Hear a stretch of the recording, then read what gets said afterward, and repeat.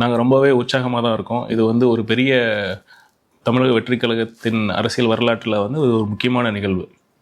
ஒரு பலம் இன்னொரு பலத்தோடு சேர்றப்ப அது ஒரு மாபெரும் பலமாக அமையும். அந்த மாதிரி தான் நேற்றைய நிகழ்வு வந்து ஒட்டுமொத்த தமிழகமே உற்று பார்க்கக்கூடிய அளவுக்கு வந்து ஒரு முக்கியத்துவம் வாய்ந்ததாக அமைந்தது.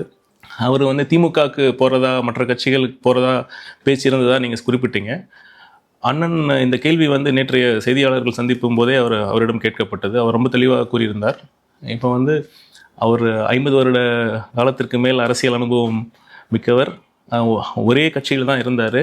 அவரோட அரசியல் ஒரு முக்கியமான ஒரு அங்கம்னா அது திமுக எதிர்ப்பாக தான் இருந்தது. ஸோ அவர் இயல்பாகவே திமுகவுக்கு போகிற எந்தவித வாய்ப்பு இருந்திருக்காது. அதே சமயம் 9 முறை எம்எல்ஏவாக மக்களால் தேர்ந்தெடுக்கப்பட்டிருக்கார்.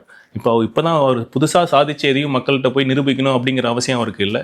இப்போ அவரோட நோக்கம் வந்து உண்மையாக வந்து ஒரு மக்கள் நலன் சார்ந்த ஒரு ஊழலற்ற நியாயமான ஒரு நல்ல அரசாங்கம் அமையணுங்கிறது தான் அவரோட விருப்பமாக இருந்தது. அதனால் தமிழக வெற்றிக் கழகம் தான் ஒரு இயல்பான வந்து ஒரு தேர்வாக அமைஞ்சது. இப்போ அவர் மட்டும் இல்லை, ஒட்டுமொத்த தமிழக மக்களின் நம்பிக்கையை பெற்ற ஒரு கட்சியாக இருக்கிறதுனா அது தமிழக வெற்றிக் கழகம் தான்.